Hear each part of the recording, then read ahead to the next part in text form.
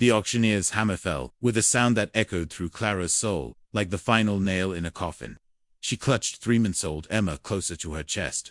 The baby's soft whimpers, barely audible, above the crude laughter of the men gathered. In the dusty town square, the year was 1889, and in this godforsaken corner of Texas, debts were paid in flesh and blood, sold to the highest bidder.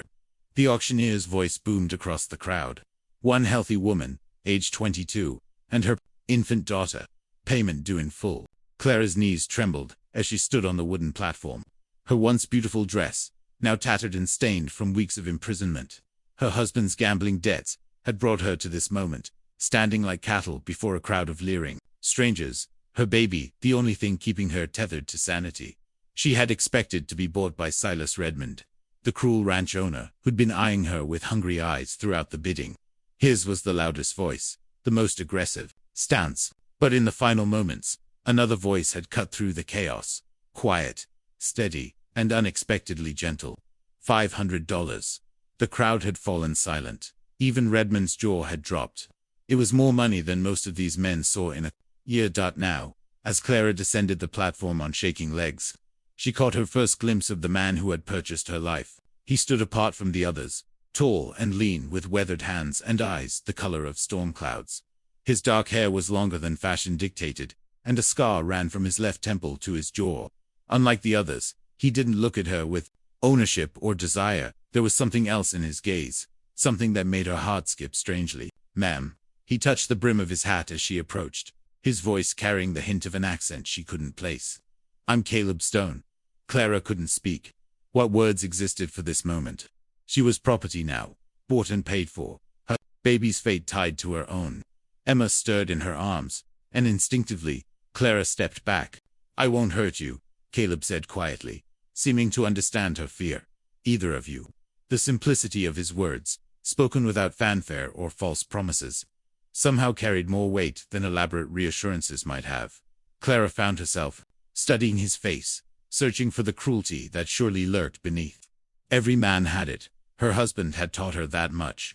But Caleb's eyes held only an unexpected gentleness that made her chest tighten with something she couldn't name. "We should go," he said, glancing at the dispersing crowd. "The wagon's just over there." Clara nodded mutely, falling into step beside him. As they walked, she noticed things about him. The way he shortened his stride to match hers. How he kept his distance without making her feel abandoned. The careful way he helped her into the wagon, without touching her unnecessarily. "Where are you taking us?" she finally managed to ask as he climbed up beside her. "Home," he said simply, taking up the reins. "To my ranch. It's about a day's ride north." As the wagon lurched forward, Clara found herself leaving behind everything she'd ever known, the town where she'd been born, the life she'd tried to build, the dreams that had crumbled like ash in her hands. Ahead lay nothing but uncertainty and the quiet presence of a man who'd paid $500 for her and her baby. She had no idea that this moment would mark not the end of her story, but the beginning of the most unexpected chapter of her life. The wagon wheels carved deep ruts in the dusty road as they traveled away from the town that had witnessed Clara's humiliation. She sat rigid beside Caleb, Emma sleeping fitfully in her arms, both of them rocking with the rhythm of the horses' steady gait. The silence between them stretched like a taut wire, filled with all the things neither dared to say. Caleb had arranged his belongings to create a small shelter against the sun for Clara and the baby. She noticed, a simple gesture, but one that spoke volumes about the man who had bought her. He hadn't spoken much since they'd left town, seeming content to let the silence settle between them like dust. "Why?" The word escaped Clara's lips before she could stop it. Caleb's hands stilled on the reins for a moment. "Why? What? Why did you? ... She struggled to find words that wouldn't sound accusatory. "Why did you pay so much?" Silas Redmond was prepared to win at half that price. A muscle in Caleb's jaw tightened. "I know, Silas Redmond. Know what he does to women who can't fight back." He glanced at Emma, sleeping peacefully despite the wagon's jostling. "Figured you and your little one deserved better than that." Clara felt something shift in her chest, a crack in the wall she'd built around her heart. "You don't know me. I could be worthless. Trouble." "No such thing as a worthless person," Caleb said quietly. "And everybody's trouble, in their own way." They stopped at midday, beside a small creek, the water running clear and cool over smooth stones. Caleb unhitched the horse and let it drink, while Clara found a shaded spot to nurse Emma. She was grateful when he busied himself with checking the wagon wheels, giving her privacy without her needing to ask. "There's food in the basket," he called. Over his shoulder, Mrs. Henderson packed enough for 3 days. Clara found herself studying him as he worked. His movements were efficient, purposeful, but never rushed. There was a calmness about him that was unsettling. She'd grown accustomed to men who were either brutal or unpredictable. Caleb seemed to be neither. "Your husband," he said suddenly, then paused. "What happened to him?" Clara's blood turned to ice. "He's dead." The words came out flat, emotionless. "Shot in a poker game 3 months ago. Left at that, ... She trailed off, unable to finish. "I'm sorry." The sincerity in his voice made her look up. He was watching her with those storm-gray eyes. And she saw something there she recognized. Loss, deep and old, and carefully buried. "Were you, ... She stopped, realizing she was about to pry into his private pain. "Married." He finished the question for her. "Once Mary died of fever 4 years ago. We were trying to have children." The admission hung between them like a bridge neither was sure they should cross. Clara felt her heart constrict at the pain in his voice, and for a moment, she forgot her own fears. "I'm sorry," she whispered. He nodded, then turned back to the wagon. "We should keep moving. Want to make good time while the weather holds." As they resumed their journey, Clara found herself stealing glances at him. He'd bought her to save her from Silas Redmond, she realized. Not for himself, but simply because it was the right thing to do. The thought was so foreign to her experience that she barely knew how to process it. "Your ranch," she said as the afternoon sun began to slant lower. "Is it? Do you have other ... workers?" "Some cook has been with me since I started the place. Few ranch hands come and go." He paused. "Nobody who'd bother you, if that's what you're worried about." It was exactly what she'd been worried about, and his understanding of her fear without her having to voice it made something warm unfurl in her chest. Emma stirred and began to fuss, and Clara found herself humming softly to calm the baby. Caleb's voice joined hers, low and melodic, carrying a tune she'd never heard before. It was beautiful and sad, and somehow perfect for this moment too. Broken people traveling toward an uncertain future, united by nothing more than circumstance, and an unexpected kindness that as the sun set behind them, painting the sky in shades of gold and crimson, Clara allowed herself to feel the first stirring of something she'd thought was dead forever. Hope. The ranch appeared at dawn like something from a dream Clara had never dared to have. Rolling hills stretched as far as the eye could see, dotted with cattle that looked like dark specks against the golden grass. The house itself was modest but well built, with a wide porch that wrapped around the front and a garden that showed signs of careful tending. "It's beautiful," Clara breathed, forgetting for a moment that she was supposed to be afraid. Caleb's face softened at her words. Mary always said this land had a way of healing people. Never quite believed her until... He trailed off, but Clara understood, until he'd needed healing himself. A grizzled man emerged from the barn, wiping his hands on a leather apron. He was shorter than Caleb, with silver hair and kind eyes that crinkled at the corners. When he saw Clara and Emma, his expression grew puzzled, then concerned. "Cookie," Caleb said, climbing down from the wagon. "This is Clara and her daughter, Emma. They'll be staying with us." Cookie's weathered face broke into a gentle smile. "Well, I'll be. Ma'am, welcome to Stone Ranch. Been too long since we had a baby around here." He reached up to help Clara down, his touch respectful and careful. "That little one's got the prettiest eyes I ever did see." Clara felt tears prick her eyes at the simple kindness. When was the last time someone had spoken to her with such genuine warmth? "Come on inside," Caleb said, shouldering her small bag. "You must be exhausted." The house was clean and comfortable, with furniture that was simple but well made. Sunlight streamed through windows that actually had curtains, a luxury Clara had almost forgotten existed. The main room held a stone fireplace, a worn but comfortable sofa, and a dining table that could seat 6. "This was Mary's room," Caleb said, opening a door off the main hallway. I thought you might like it." Clara stepped inside and gasped. The room was painted a soft yellow, with a 4-poster bed covered in a wedding ring quilt. A rocking chair sat by the window, and in the corner was a small cradle, beautifully carved and polished to a warm honey color. "Caleb made that cradle himself," Cookie said softly from the doorway. "Been waiting for years for a baby to use it." Clara turned to look at Caleb, who was studying the floor, as if it held the secrets of the universe. The pain in his posture was palpable, and she felt her heart constrict. "I can't," she whispered. This was hers. "I can't take her room." "She's gone," Caleb said simply. "Has been for 4 years. Room's just been sitting empty, gathering dust. Mary would have wanted—" He paused, his voice growing rough. "She would have wanted it to be used for what it was meant for." That evening, Clara sat in the rocking chair, nursing Emma as the sun set outside the window. The baby settled into sleep with a contentment she hadn't shown in weeks, and Clara found herself humming the tune Caleb had sung in the wagon. A soft knock at the door interrupted her thoughts. "Come in," she called. Caleb entered carrying a tray with soup, fresh bread, and a glass of milk. "Cookie thought you might be hungry. Didn't want to assume you'd want to eat with us yet." The consideration in his gesture made Clara's throat tighten. "Thank you. But I would like to eat with you, if that's all right." Something flickered in Caleb's eyes. Surprise, perhaps, or relief. Of course, Cookie's been cooking for 2 bachelors for 4 years. He's beside himself with excitement about having someone to really cook for. As if summoned by his words, Cookie appeared in the doorway with a larger tray. "Figured you might change your mind," he said with a grin.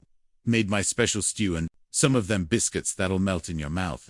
The 3 of them sat around the kitchen table, Emma sleeping peacefully in Clara's arms. The conversation was careful, polite, but underneath it all, Clara sensed something she'd never experienced before, the possibility of belonging somewhere. "What will you expect of me?" she asked suddenly, the question tumbling out before she could stop it. Caleb and Cookie exchanged glances. "What do you mean?" Caleb asked. I don't know what my role is here. What you bought me for." The words tasted bitter, but they had to be said. Caleb's fork clattered against his plate. "I didn't buy you for anything, Clara. I bought you to keep you safe. What you do with that safety is up to you.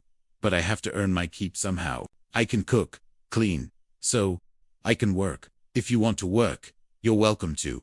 But not because you have to, because you want to." His gray eyes met hers across the table.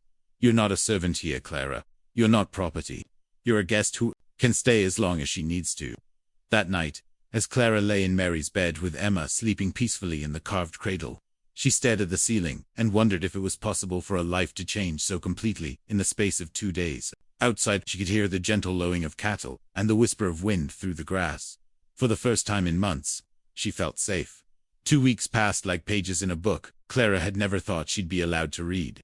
She woke each morning to the sound of birds singing outside her window and the gentle murmur of men's voices as Cookie and Caleb began their day. Emma seemed to thrive in the peaceful environment, sleeping longer and fussing less, as if she too could sense the safety that surrounded them. Clara found herself drawn to the kitchen, where Cookie welcomed her assistance with the enthusiasm of a man who'd been cooking for cowboys too long. His face lit up when she offered to help with breakfast, and she discovered that he was lonely for conversation as much as for help. "Been just me and the boss for 4 years now," he confided as they worked side by side, preparing lunch for the ranch hands. "Good man, Mr. Stone, but he ain't much for talking about anything but cattle and weather." "What was she like?" Clara asked, surprising herself with the question. Married Cookie's hands stilled in their work. "Like sunshine after a storm," he said softly. Had a laugh that could make the whole house feel alive. Used to sing while she worked. Had a voice like an angel. He glanced at Clara thoughtfully. "She would have liked you, I think. Would have been happy to know someone was using her things, caring for a baby in her room." Clara felt tears prick her eyes. "I'm not trying to replace her." "Course not," Cookie said gently. "Nobody could do that. But that don't mean you can't make your own place here." That afternoon, Clara was hanging laundry on the line behind the house when she noticed Caleb working with a young horse in the corral. The animal was clearly frightened, shying away from his approach, but Caleb's movements were patient and gentle. He spoke to the horse in the same quiet voice he used with Emma, and gradually, the animal began to calm. "He's got a gift," said a voice behind her. Clara turned to find one of the ranch hands, a young man named Billy, watching the scene with admiration. "Animals trust him," Billy continued, "even the wild ones. Seen him gentle horses that other men would have given up on, as if he could sense they're watching." Caleb looked up and caught Clara's eye. Something passed between them, a moment of connection that made Clara's heart skip unexpectedly. She turned back to the laundry, her cheeks warm. That evening, after Emma had been fed and put to bed, Clara found herself on the front porch, drawn by the sound of guitar music. Caleb sat on the steps, his fingers moving skillfully over the strings, playing a melody that seemed to capture the vastness of the Texas sky. "That's beautiful," she said, settling into the rocking chair that Cookie had moved out for her use. Caleb's fingers faltered on the strings. "Mary used to ask me to play. Haven't much since ... He trailed off. "Would you teach me?" The words came out in a rush. "I mean, if you wouldn't mind. I used to play a little, before ... Before her husband had sold her piano to pay gambling debts. Before everything had fallen apart." Caleb studied her face in the lamplight. "I'd like that," he said simply. They spent the next hour with Clara's hands positioned carefully over the strings, Caleb's fingers guiding hers to the proper chords. His touch was gentle, respectful, and Clara found herself more aware of him than she'd been of any man in years. When their eyes met over the guitar, she saw something there that made her breath catch, not ownership or desire, but something warmer, more patient. "Thank you," she whispered, as she handed the guitar back to him. "For what?" "For making me feel human again." Caleb's expression grew serious. "Clara, what happened to you? What your husband did, what those men at the auction did, that wasn't about your worth. That was about their failings, not yours." The words hit her like a physical blow, so unexpected and kind that she felt tears spring to her eyes. "I'm not sure I know how to believe that." "That's all right," he said, gently, "believing it will come in time. For now, it's enough that you're here, safe, with your baby." As Clara prepared for bed that night, she caught sight of herself in Mary's mirror. She looked different somehow, her face less drawn, her eyes less haunted. Emma slept peacefully in the cradle, and Clara found herself humming the melody Caleb had played. Outside, she could hear him moving around the house, checking locks and banking the fire. The sounds were comforting, protective. For the first time since her husband's death, Clara felt like she might actually have a future. She was beginning to understand that Caleb Stone hadn't bought her to own her. He'd bought her to free her. The question now was what she would do with that freedom. The trouble came on a Tuesday morning, 3 weeks after Clara had arrived at Stone Ranch. She was in the kitchen, helping Cookie prepare breakfast, when the sound of approaching horses made them both freeze. Through the window, Clara could see a group of riders approaching the house, led by a man she recognized with a chill that went straight to her bones. "Silas Redmond." "Cookie," she whispered, her voice barely audible. "Take Emma, please." The older man's face went grim, but he nodded and scooped the baby from her makeshift bed near the stove. "You stay here," he said. "Don't go outside, no matter what." But Clara was already moving toward the door. She'd brought this trouble to Caleb's home, and she wouldn't hide while he faced it alone. Caleb emerged from the barn, his posture casual but alert. Clara could see the tension in his shoulders, the way his hand rested near his gun. The ranch hands had also appeared, spreading out in a loose formation that suggested they were ready for trouble. "Redmond," Caleb said, his voice carrying clearly. "Across the yard. You're not welcome here." Silas Redmond was a large man, thick through the chest and shoulders, with cold eyes and a cruel mouth. He sat his horse like a man accustomed to intimidating others, and his 5 companions looked like the sort of men who enjoyed violence. "Now, Stone, that's no way to greet a neighbor," Redmond said, his voice dripping with false friendliness. "I've come to discuss a business matter." "We have no business." "Oh, but we do." Redmond's gaze swept the yard until it found Clara standing in the doorway. His smile was predatory. "You have something that belongs to me." Clara's blood turned to ice. She stepped forward, her chin raised despite her fear. "I don't belong to you, Mr. Redmond. I never did. You were sold at auction, girl, legal and proper. Stone here may have outbid me, but the law says a man can't keep what ain't rightfully his." Redmond's voice hardened. "I'm prepared to pay Stone his $500 and take what's mine." "She's not for sale," Caleb said, his voice deadly quiet. "Not to you, not to anyone. Everything's for sale, Stone. Question is, what's your price?" Clara watched Caleb's face go cold, and she realized she was seeing a side of him she'd never glimpsed before. This was the man who could survive in a harsh land, who could build a ranch from nothing. This was the man who'd scared away wolves, and cattle rustlers, and God knew what else. "My price," Caleb said slowly, "is your life if you don't get off my land. Right now." Redmond laughed, but the sound was nervous. Big words from a man who's outnumbered. "Are we?" Caleb asked.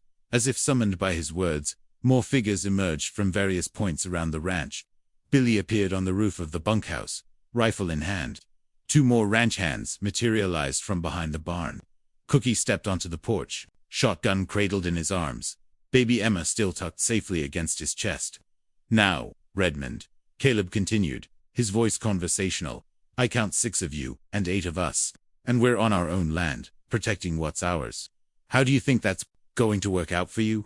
For a moment, the tension stretched taut as a bow. Clara held her breath, certain that violence was about to explode across the peaceful ranch yard. Then Emma began to cry. The sound cut through the tension like a knife, and Clara saw something flicker in Caleb's eyes. Without thinking, she moved toward Cookie, her maternal instincts overriding her fear. "Stand down," Caleb said to his men, his voice carrying absolute authority. "Mr. Redmond and his friends are leaving. This isn't over." "Stone," Redmond snarled, but he was already turning his horse. "Yes, it is," Caleb replied. "If I see you on my land again, I'll shoot you for trespassing. If you come near Clara or her baby again, I'll shoot you for threatening my family." The word family hung in the air like a declaration of war. Redmond's face went purple with rage, but he spurred his horse away, his men following. As the dust settled, Clara found herself trembling. She'd brought this danger to Caleb's home, put him and his men at risk. The guilt was overwhelming. "I'm sorry," she whispered as Caleb approached her. "I'm so sorry. I should never have stopped," he said firmly. "This isn't your fault." "But it is. He came here because of me. You could have been killed. Your men could have been Clara." Caleb's hands settled on her shoulders, gentle but firm. "This is what men like Redmond do. They take what they want and hurt anyone who gets in their way. You didn't create that. You're just trying to survive it." "But he called me your family," she said, the words barely audible. Caleb's hands tightened slightly on her shoulders. "Is that what's bothering you?" Clara looked up into his gray eyes and saw something there that made her heart stop. "Caleb, it's how I think of you," he said quietly. "You and Emma. I know it's too soon. I know you're not ready, but I needed him to know you're under my protection. That you belong here." The word belong hit Clara like a physical blow. She'd spent so long feeling like she belonged nowhere, to no one, that the concept seemed foreign. But looking into Caleb's eyes, she could almost believe it might be true. "I'm scared," she admitted. "I know, but you're safe here. I promise you that." As Cookie approached with Emma, now calm and gurgling happily, Clara realized that, for the first time in her life, she actually believed a man's promise. The question was whether she was brave enough to let herself hope for more the week following. Redmond's visit passed in a strange sort of suspended animation. Clara found herself watching the horizon constantly, expecting to see riders approaching, while Caleb increased the number of men on patrol around the ranch. The peaceful rhythm of their days had been shattered, replaced by a tension that seemed to affect everyone. Emma, as if sensing the change in atmosphere, became fussy and difficult to settle. Clara spent long hours walking the floors with her, singing softly and trying to project a calm she didn't feel. It was during one of these late-night vigils that she heard the soft sound of guitar music drifting from the front porch, unable to resist. She wrapped a shawl around her shoulders and stepped outside, Emma cradled in her arms. Caleb sat on the porch steps, his guitar balanced on his knee, but his hands were still, his gaze fixed on the darkness beyond the ranch. "Can't sleep either?" Clara asked softly. He looked up, and even in the moonlight, she could see the worry etched in his features. "Thinking too much, I suppose. About Redmond. About a lot of things." He set the guitar aside and gestured to the space beside him on the step. "Would you like to sit?" Clara settled beside him, close enough that she could feel the warmth radiating from his body. Emma had finally quieted, content to be held in the night air. "I've been thinking about what you said," Clara said carefully. "About family." Caleb's shoulders tensed. "Clara, I didn't mean to pressure you. I know you're not ready for." "I'm not talking about that," she interrupted. "I'm talking about the fact that you put yourself at risk for us. You and Cookie and all your men. You could have been killed. So could you. So could Emma." His voice was rough with emotion. "Do you think I could have lived with myself if I'd let Redmond take you?" Clara studied his profile in the moonlight. "Why does it matter so much to you?" "We're strangers, Caleb. We've been here less than a month." For a long moment, he didn't answer. When he finally spoke, his voice was so quiet, she had to lean closer to hear him. "Because I know what it's like to lose someone you care about. I know what it's like to be helpless when someone you love is suffering." He turned to look at her, his eyes dark with pain. "Mary was sick for 3 months before she died. Fever that wouldn't break. I watched her waste away, and there wasn't a damn thing I could do to save her. Clara's heart clenched at the raw pain in his voice. Caleb, I swore after she died that I'd never let myself care about anyone that much again. Told myself it was better to be alone than to risk that kind of pain. He paused, his gaze dropping to Emma sleeping peacefully in Clara's arms. But then I saw you on that auction block, holding your baby, and I couldn't walk away. I couldn't let someone else suffer when I had the power to prevent it. And now I'm terrified, he admitted. Because despite everything I told myself, I do care. About Emma. About you. More than I should. More than is safe. Clara felt tears prick her eyes. Caleb, I'm not asking for anything, he said quickly. I know you're still grieving, still healing. I know you might never be ready for what I wish I could offer you. But I needed you to know that you're not alone. That what you and Emma mean to me. It has nothing to do with that auction. Nothing to do with money or ownership. It's about the fact that this house feels like a home again when you're in it. The words hit Clara like a physical blow. She'd spent so long believing she was worthless, that she had nothing to offer anyone, that the idea of being valued for simply existing seemed impossible. I don't know how to be what you need, she whispered. You don't have to be anything but yourself, he said. The woman who hums while she works, who makes Cookie smile, who loves her baby so fiercely it takes my breath away. That's enough, Clara. That's more than enough. Emma stirred in her arms, and Clara looked down at her daughter's peaceful face. This beautiful, innocent child deserved a father who would love and protect her. Not just a mother who was running from her past. My husband, she said suddenly. He wasn't a good man, Caleb. He was cruel and selfish, and he cared more about cards than he did about his own family. When he died, I thought I was free, but the debts, double quotes. She trailed off, unable to finish. The debts weren't your fault. No, but the marriage was. I chose him. Chose to ignore the warning signs because I was young and foolish and thought I could change him. She looked at Caleb through her tears. How do you know I won't make the same mistake again? Because you're not that girl anymore, he said simply. You're a woman who survived things that would break most people. You're stronger than you know, Clara. I'm scared, she admitted. I know. So am I. He reached out tentatively and touched her cheek, his thumb brushing away a tear. But maybe we could be scared together. Maybe we could figure out what comes next, one day at a time. Clara closed her eyes, leaning into his touch. For the first time in years, she felt like she might actually have a choice about her future. The realization was both terrifying and exhilarating. I'd like that, she whispered. When she opened her eyes, Caleb was smiling, and the sight took her breath away. It was the first real smile she'd seen from him, and it transformed his entire face. One day at a time, he said. One day at a time, she agreed, as they sat together on the porch. Emma, sleeping peacefully between them, Clara felt something shift inside her chest. It wasn't love, not yet, but it was the possibility of love. And for now, that was enough. 3 days after their conversation on the porch, Clara woke to find Caleb saddling his horse in the pre-dawn darkness. She watched from the kitchen window as he checked his rifle and spoke in low tones with Billy and 2 other ranch hands. The grim set of his shoulders told her everything she needed to know. Trouble? She asked Cookie, who was already brewing coffee despite the early hour. Wolves, he replied, his voice tense. Got into the north pasture last night. Killed 3 calves, and scattered the herd. Boss is taking the boys up to track them. Clara's blood turned cold. How long will they be gone? Could be hours, could be days. Depends on how far the pack has ranged. Cookie glanced at her worried face.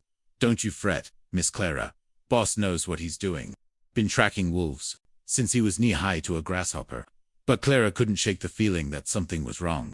As she watched Caleb ride away with his men, the knot in her stomach tightened. She'd lived through enough hardship to trust her instincts, and every instinct was screaming danger. The morning passed quietly enough. Clara helped Cookie with the household chores, tended to Emma, and tried to keep her mind off the empty feeling that had settled over the ranch. It wasn't until after lunch that her fears proved justified.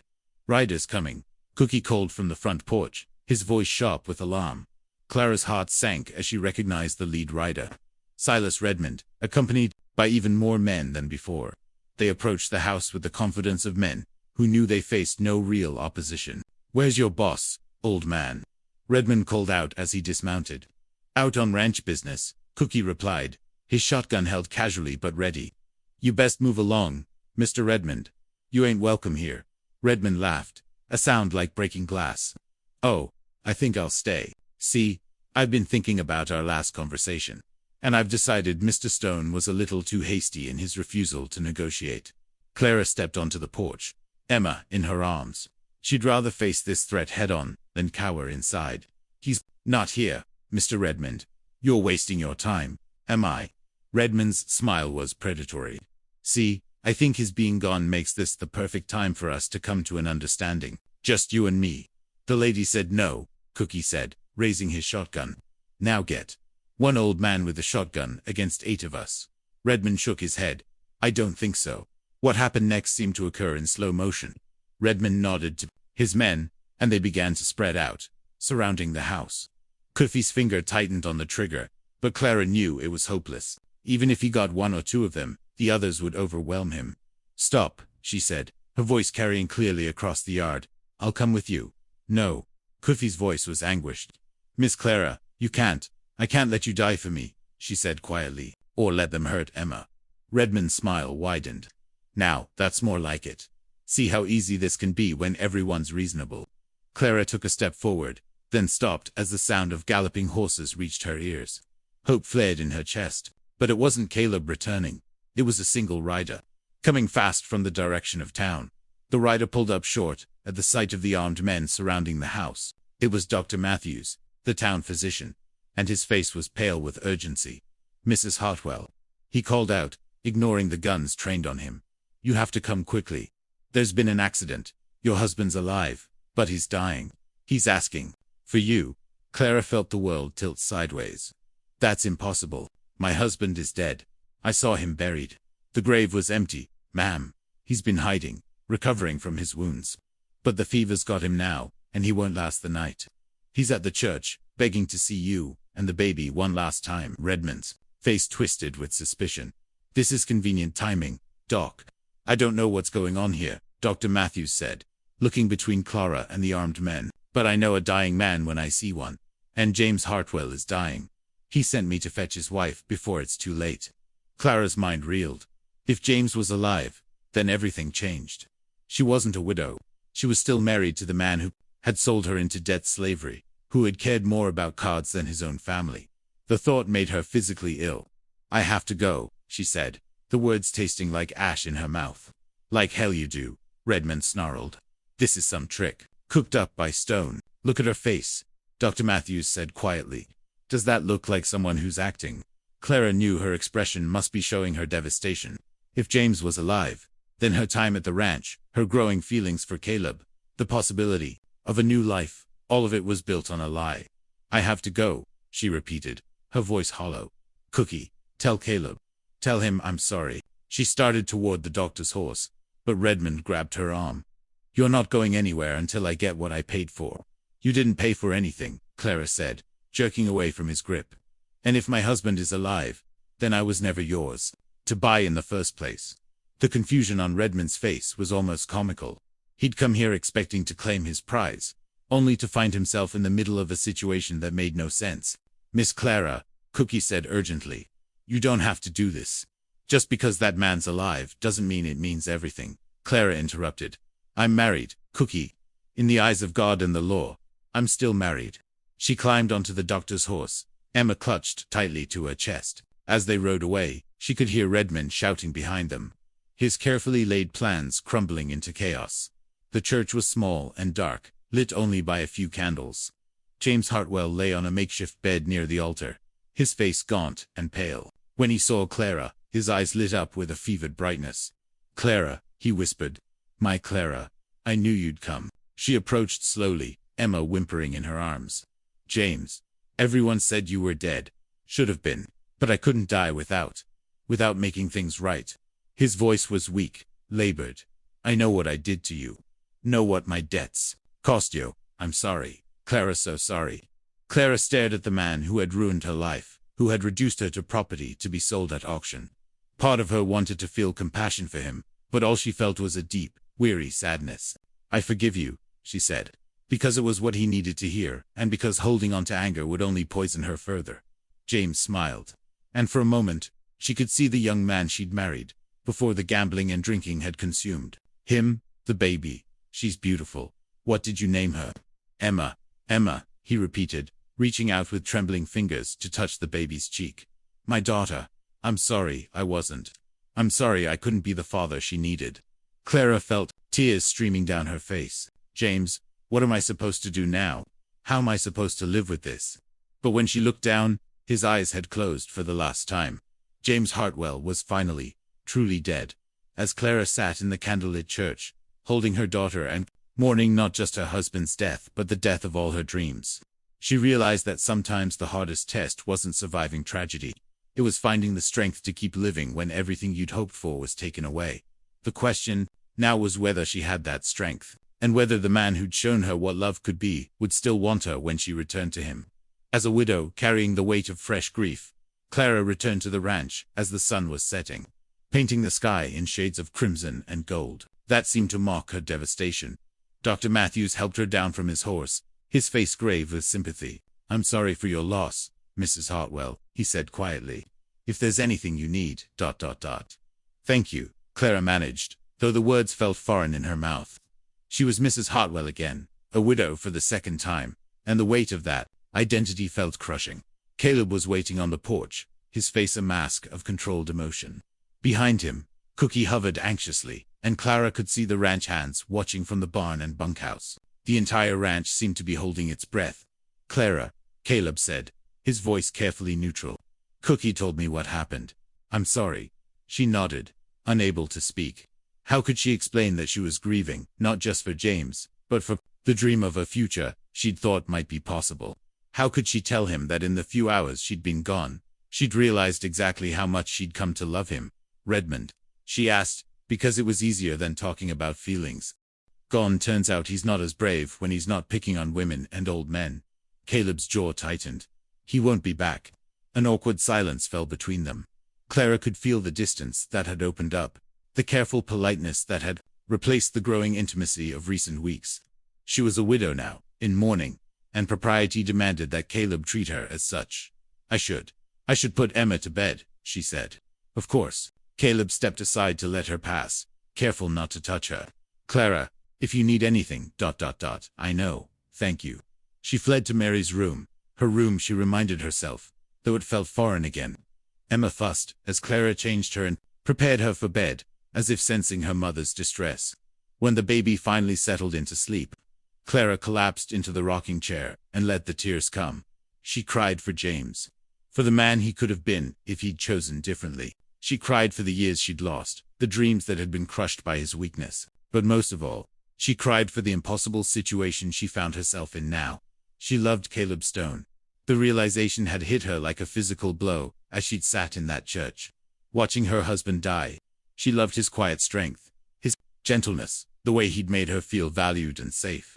She loved the sound of his voice, the way he looked at Emma as if she were his own daughter, the careful way he'd been courting her without ever making her feel pressured. But she was in mourning now, and honor demanded that she grieve properly. Society would expect her to wait at least a year before even considering remarriage. A year of living in the same house as the man she loved, pretending that her feelings didn't exist. A soft knock interrupted her thoughts. Clara, may I come in? She wiped her eyes quickly. Yes. Caleb entered, carrying a tray with soup and bread. Cookie thought you might be hungry. You haven't eaten since morning. I'm not really, she trailed off, seeing the concern in his eyes. Thank you, that's kind. He set the tray on the small table by the window, then stood awkwardly by the door. Clara, I want you to know that nothing has to change. You and Emma are welcome here for as long as you need. There's no pressure, no expectations. The careful formality in his voice made her heart ache. Caleb, ... I know this is difficult. I know you're grieving, and I respect that. I just want you to know that you're not alone. But I am alone, she said, the words coming out more bitter than she'd intended. I'm a widow with a baby and no prospects. I'm exactly where I was before the auction. Except now, I know what I'm missing. Caleb's facade cracked slightly. What do you mean? Clara stood up, pacing to the window. I mean that for a few weeks, I let myself believe that maybe, just maybe, I could have a different life. I let myself hope that someone might actually want me for who I am, not for what I could provide, or what I was worth at auction. Clara, That hasn't changed, hasn't it? She turned to face him, tears streaming down her face. You can barely look at me now. You're treating me like a stranger. I'm treating you with respect. You're in mourning. I'm in mourning for a man I stopped loving years ago. She interrupted. I'm in mourning for the life I thought I might have. For the dreams that died in that church tonight. Caleb stepped forward, his control finally slipping. Then what do you want from me, Clara? What am I supposed to do? I want you to tell me that this doesn't have to end, she said desperately. I want you to tell me that a year from now, when society says I'm allowed to stop grieving, you'll still be here. I want you to tell me that what we were building together was real. Of course, it was real, he said, his voice rough with emotion. Do you think I could fake the way I feel about you? Do you think I could pretend that having you here hasn't changed everything? Then why are you pushing me away? Because I'm trying to do the right thing. The words exploded from him. Because I'm trying to be the man you deserve, not the selfish bastard who wants to pull you into his arms and tell you that none of it matters, that we can start over right now. Clara's heart stopped. Is that what you want to do? More than anything, he admitted. But you buried your husband today. Clara, you're vulnerable and grieving, and I won't take advantage of that. And what if I told you that I figured out I loved you while I was watching him die? She asked quietly. What if I told you that I'm not grieving for James, but for the time we're going to waste, pretending that what we have isn't real? Caleb stared at her, his face a battlefield of conflicting emotions. Clara, ...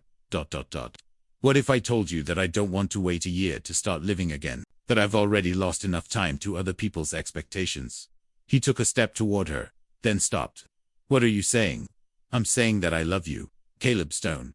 I love you and I want to build a life with you. And I don't give a damn what anyone else thinks about it.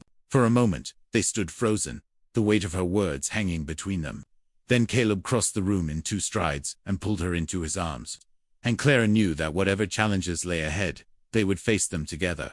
The scandal broke 3 days later when Mrs. Pemberton, the town's most dedicated gossip, made an unexpected visit to the ranch. Clara was hanging laundry when she saw the woman's buggy approaching, and her heart sank. Nothing good ever came from a visit from Mrs. Pemberton. Clara dear, the woman said, her voice dripping with false sympathy as she climbed down from her buggy. I simply had to come see how you were faring after your terrible loss. I'm managing. Thank you, Clara replied carefully, continuing to hang clothes while keeping one eye on Emma, who was napping in a basket in the shade. Of course you are, dear.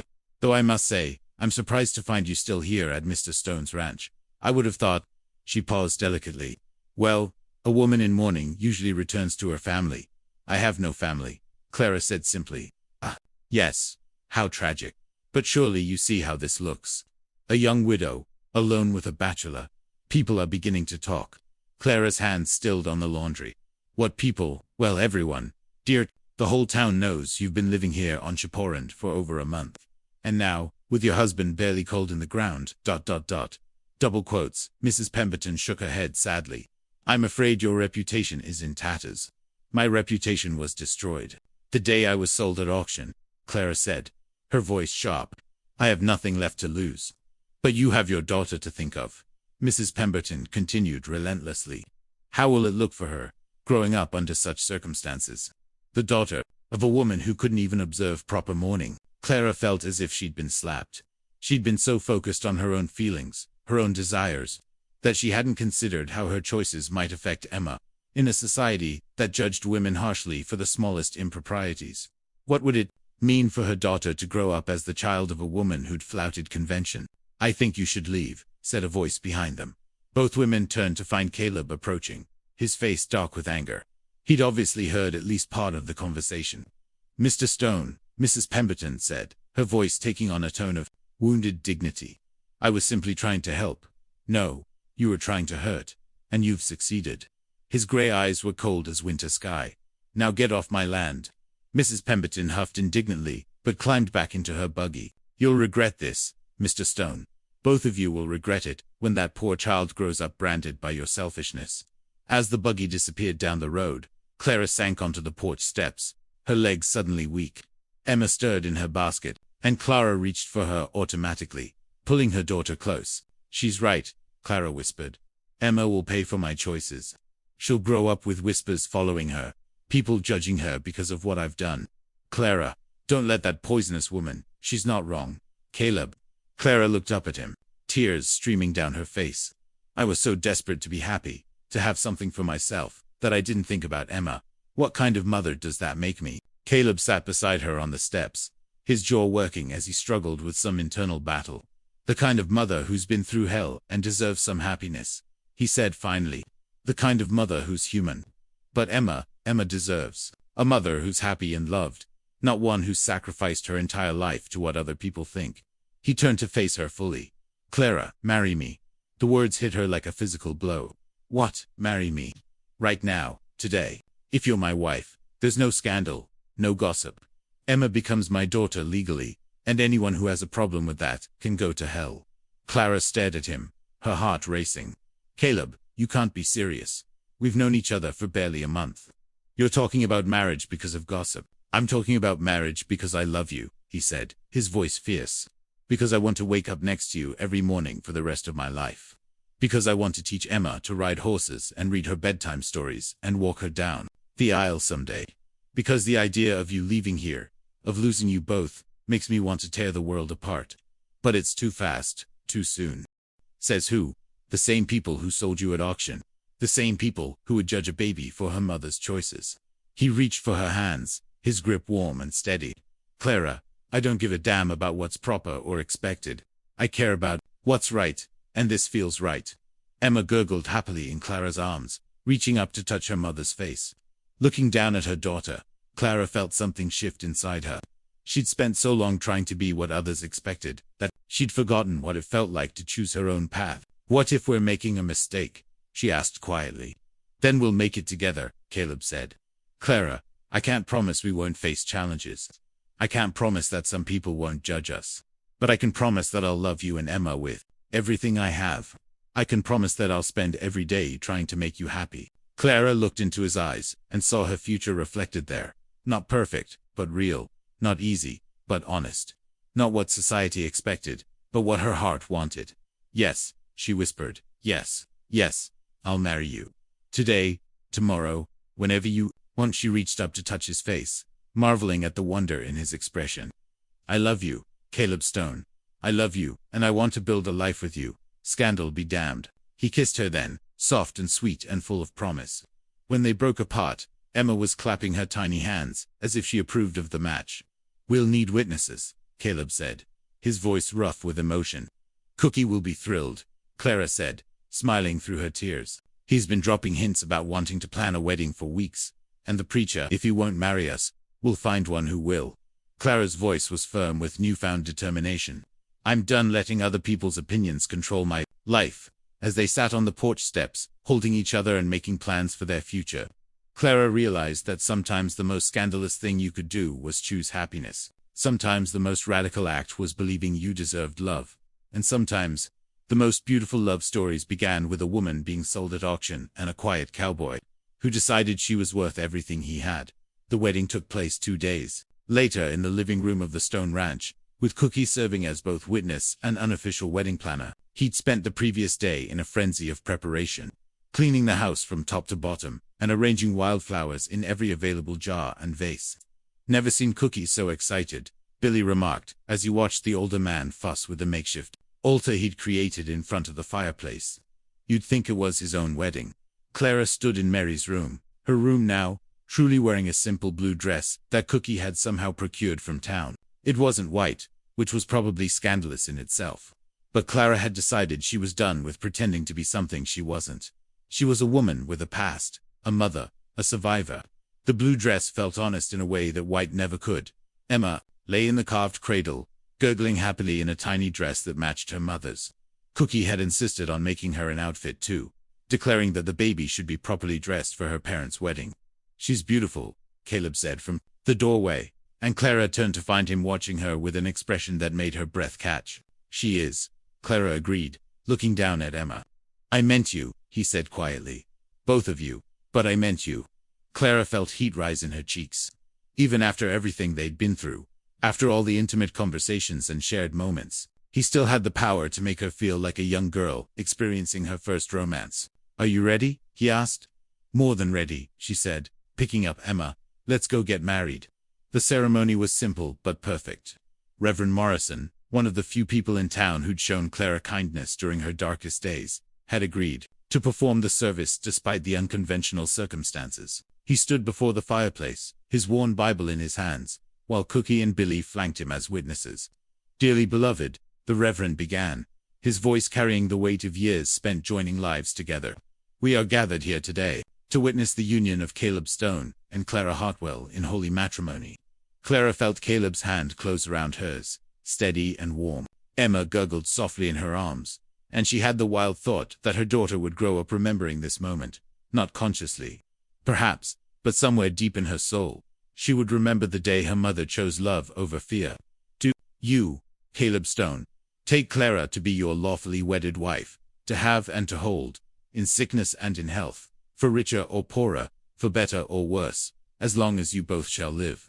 "I do," Caleb said, his voice firm and sure. "And do you, Clara Hartwell, take Caleb to be your lawfully wedded husband, to have and to hold, in sickness and in health, for richer or poorer, for better or worse, as long as you both shall live?" Clara looked into Caleb's eyes and saw her future there, not perfect, but real, not easy, but honest, not what society expected, but what her heart wanted. "I do," she said, her voice clear and strong. "Then, by the power vested in me by the state of Texas, I now pronounce you husband and wife. Caleb, you may kiss your bride." The kiss was soft and sweet and full of promise. When they broke apart, Emma was clapping her tiny hands as if she approved of the match, and Cookie was wiping tears from his eyes. "Mrs. Stone," Caleb said, testing the words. "Mrs. Stone," Clara repeated, and realized that for the first time in her life, she felt like she truly belonged to someone who belonged to her in return. The celebration that followed was small but joyful. Cookie had prepared a feast that would have fed twice as many people, and Billy had somehow procured a bottle of champagne from town. The ranch hands filtered in and out throughout the evening, offering congratulations and well wishes with the genuine warmth of people who'd come to care about their boss's happiness. As the evening wound down and the guests departed, Clara found herself alone with her new husband in the house that was now truly their home. Emma had been fed and put to bed, and the silence that settled over them was comfortable and full of possibility. "No regrets?" Caleb asked, as they stood together on the front porch, watching the stars emerge in the vast Texas sky. "None," Clara said, meaning it completely. "You, only that it took me so long to find you," he said, pulling her close. "Only that we wasted so much time being careful when we could have been happy." Clara leaned into his embrace, marveling at how right it felt to be held by him. "We have time now," she said. "All the time in the world." "What do you think people will say?" Caleb asked. "About us, about how fast this happened?" "I think they'll say what they want to say, regardless of what we do," Clara replied. "But I also think that someday, when Emma is old enough to understand, she'd be proud that her parents chose love over convention. She'd be proud that her mother was brave enough to believe she deserved happiness. And her father, Clara said, turning in his arms to face him, will be the man who saved us both. The man who saw worth in a woman being sold at auction and chose to give her a chance at a new life." Caleb's eyes grew suspiciously bright. "I didn't save you, Clara. You saved yourself. I just gave you a safe place to do it." "We saved each other," she corrected. "And now we get to spend the rest of our lives being grateful for it." As they kissed under the star-filled sky, Clara realized that her story hadn't ended on that auction block in the dusty town square. It had begun there, with a quiet cowboy who'd seen something worth rescuing and a woman who'd found the courage to believe in love again. They'd been broken when they found each other, but together they'd created something beautiful and strong and lasting. Together, they'd built a family, a home, a future that no one could take away from them. And in the years that followed, when Emma was old enough to ask about how her parents met, Clara would tell her the truth, that sometimes the most beautiful love stories begin in the darkest places, and that sometimes the most precious gifts come disguised as the worst disasters. She would tell her daughter that love isn't about perfect timing or proper conventions. It's about two people choosing each other, again and again, despite what the world might say. And she would tell her that the day a quiet cowboy took both her and her baby for himself wasn't the day they were sold. It was the day they were set free.